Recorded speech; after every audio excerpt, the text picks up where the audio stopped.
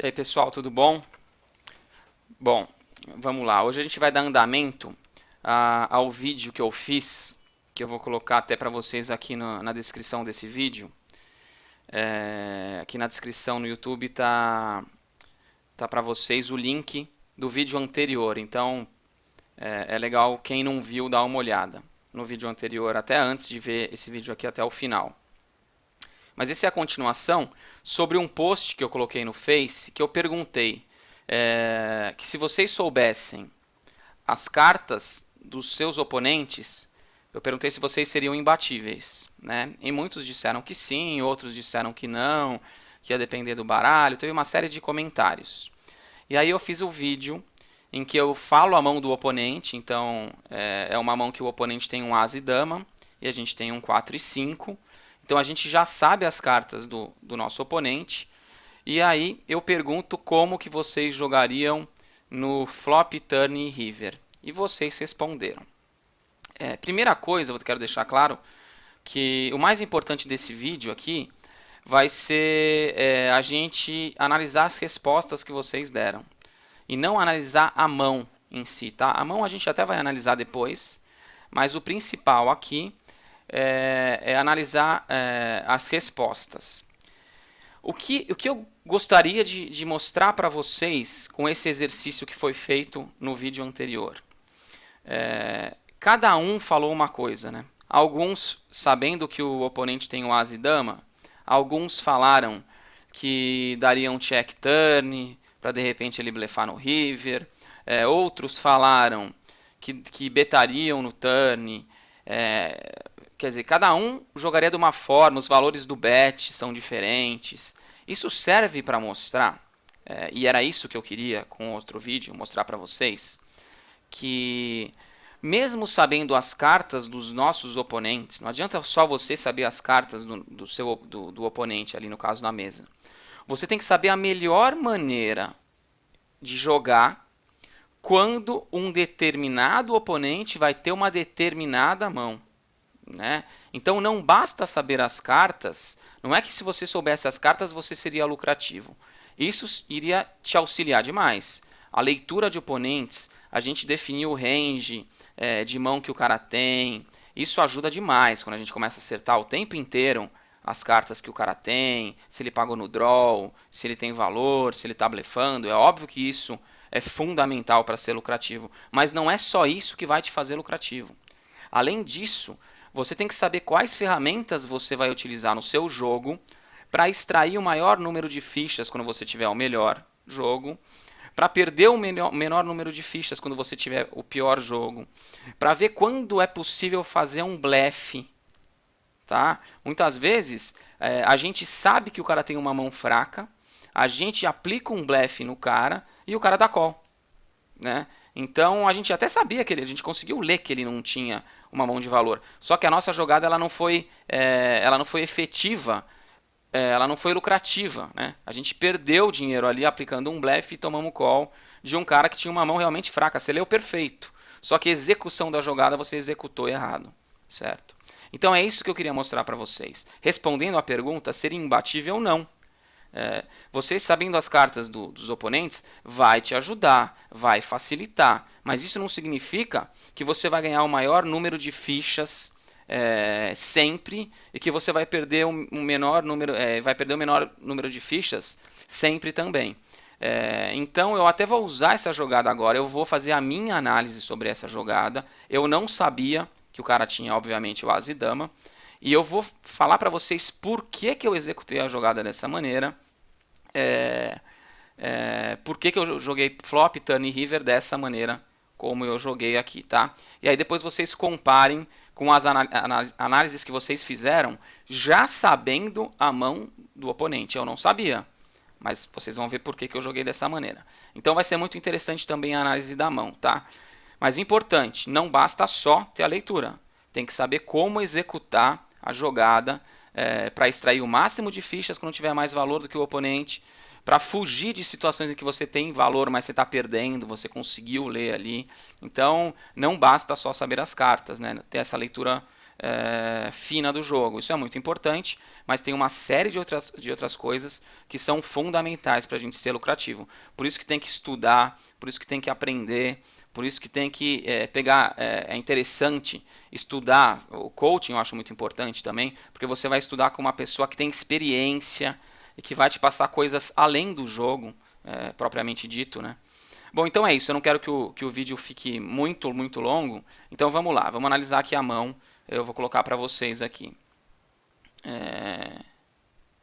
Pronto, apareceu aí. Então a pergunta era o que faria aqui, né? Nessa situação. A gente tem o 4 e 5. O jogador ele beta 300 e a gente está aqui no botão. Essa jogada pré-flop ela foi da seguinte maneira. Eu dei mini raise. Esse jogador me tribetou e eu dei call, tá? Então, vou até voltar aqui. Vamos voltar. Eu coloquei, o blind está 25,50. Eu coloquei 100, ele voltou 300 e eu dei call. Então vamos lá. Primeiro, por que eu dei call de 4 e 5 num tribet no heads up contra esse jogador? Porque esse jogador é um jogador regular. Ele é um jogador bom, ele não é um jogador ruim, tá? Ele é um jogador lucrativo, é um cara que eu jogo bastante com ele. E esse tribet que ele deu pré-flop, eu coloco ele em duas overs na maioria das vezes, ainda mais que ele está fora de posição, ou duas overs, ou um par bom também, não um par muito baixo, porque um par muito baixo, eu acredito que ele iria de call, pré-flop a gente está muito deep, não tem para que ele tribetar. Então eu coloco ele em um par alto, ali um par de valete, um par de dama, eventualmente, ou na maioria das vezes, duas overs. Dama rei, as e valete, as e dama, alguma coisa do tipo, as e rei, certo? Show de bola. E vocês veem que ele tinha as e dama, então a minha leitura foi correta pré-flop. Show de bola. Bate o flop, ele é um flop muito seco, 9, 2 e 6. Não tem overcards aí. Eu sei que ele vai se betar a maioria das vezes acertando ou não. Então eu dou um call com 4 e 5 aqui, para dependendo do que bater no turn, eu blefar. Ou até blefar no river, dependendo do turn. Se não der para blefar no turn, eu posso até blefar river. Então eu não vou dar call só para acertar o 4 e 5, tá? Eu vou dar call para blefar também, dependendo de como ficar o board. E eu tenho uma broca, e se ele tem um as e rei e um as e dama, que eu coloco muito no range dele, um as e valete, uma mão desse tipo, eu tenho o 3, o 4 e o 5. Eu tenho 10 outs, tá? Então eu tenho uma chance grande de ganhar da mão dele também ali. Mas a ideia não é só dar o call para acertar, é blefar também dependendo do board. Show de bola. Por isso que eu dou o call aqui, não tem para que eu voltar nele a aposta. No turn, bate um 3, eu faço a sequência. E o que ele faz? Ele dá check. Aqui eu tiro os pares altos da mão dele. Por que eu tiro os pares altos da mão dele? Porque com pares altos ele iria cobrar os draws, tanto de sequência como o flush draw que tem nesse flop com duas cartas de paus, que entra muito no meu call, né? Um valete dama, um 10 e valete de copas, qualquer mão assim que tem duas cartas de copas, não, desculpa, de paus, flush draw no flop, entram muito no meu call ali, tá? Então ele me coloca muito no flush draw. Quando bate esse 3, eu sei que ele tem ali provavelmente um as e dama, um as e rei, uma mão desse tipo. Pelo check dele. Ele não quer mais inflar o pote, ele tem algum valor. O que eu faço aqui? Se eu der o check, no turn, a maioria das vezes ele não vai acertar nada, ele vai dar check. Eu vou ter que betar pouquinho para tentar tomar o call com essa carta, com esse as aí, né, dele. Que eu nem sei se ele vai dar o call nesse tipo de situação.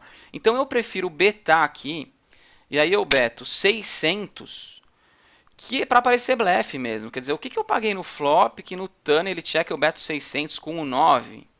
Será que eu daria só call no flop com o 9? Será que eu não volto a aposta? Será que eu beto esse turn? E outra, só o 9, né? Porque o 6 não, o 2 não, o 3 não, o 4 e 5 ele não me coloca nesse range. Então eu gosto de betar para inflar o pote, para de repente no river eu poder dar outro bet, porque o pote vai estar alto. E para aparecer blefe mesmo, aqui é para esconder a minha mão, para ficar esquisito. Ele dá o call, e eu acho que ele dá o call com as e rei, com as e dama nessa situação, porque é muito estranho esse meu bet, né? É muita cara de querer, ainda mais meio pote 600 no pote de 1.200, de querer roubar, né? De querer matar o pote ali. No river, bate um 10. Eu sei que provavelmente ele não acertou nada nesse 10, a não ser que seja um As 10, né? A trinca de 10 ele já teria jogado diferente. Não entra aí, só se é um As 10. Difícil. Para ele ter, ele checa. E aí eu acho assim, se eu betar aqui 700, 800, eu demonstro valor ali, né? Se eu dou um bet desse. Eu opto aqui por fazer o quê? Ó? Por dar o all-in. E por que eu opto por dar o all-in? Porque é muito estranho para ele esse meu all-in. Que mãos de valor que eu dou all-in nesse river, né? Eu dei mini raise pré-flop, ele voltou, eu dei call. Ele também me coloca no range pré-flop de valete dama, de dama rei, algum par, alguma coisa assim, né? Estranho, o que eu acertei nesse board com essas mãos? Né? E se eu tenho valor, uma trinca, ele não acha que eu dou all-in, ele acha que eu beto um valor menor para tomar o call ali, uns 900, uns 800, né?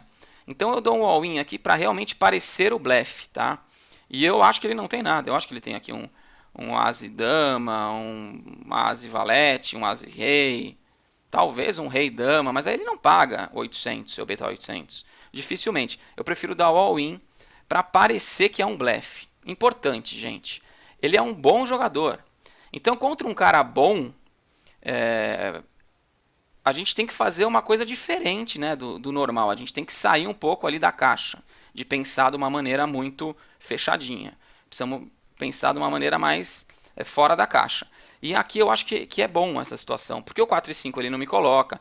O 7 e 8, mas será que o 7 e 8 eu beto turn?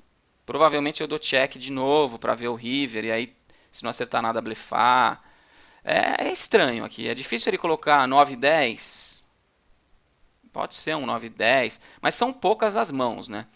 Na cabeça dele eu acho que parece muito flush draw. Entra muito flush draw na cabeça dele aqui. Eu dei call no flush draw no flop, no turn não acertou, eu soltei uma pancada ali para tentar matar o pote, ele não largou.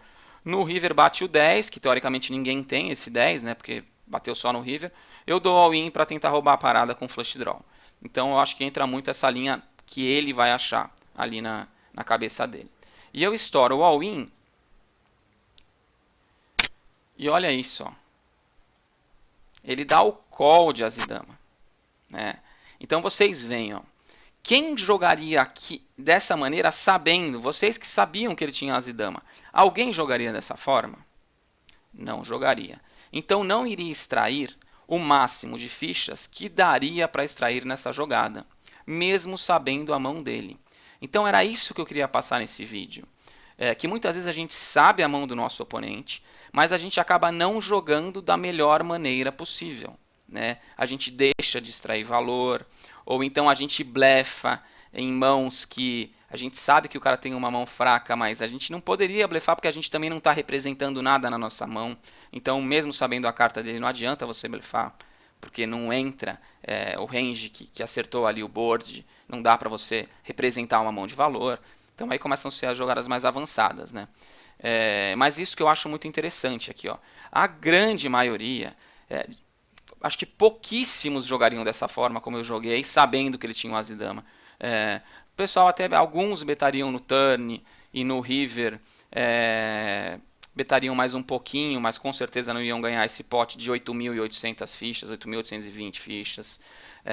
Outros dariam check turn, e aí chovariam, talvez, poucos, viu? Mas eu li alguns comentários de gente até que daria check turn e aí chova o river. O problema é que aí o pote está pequeno, para você chovar fica muito desproporcional. O pote ia ter ali, sei lá, muito menos, e aí você chova 5.000 num pote de 1.500, aí a tendência é o cara foldar. Aqui o meu all-in ele foi um overbet, mas era um pote que já estava muito grande, né? Ele estava muito grande, então eventualmente pode existir um blefe assim, numa mão dessa. Então eu acho que foi perfeita a jogada no final, pelo call no flop, né?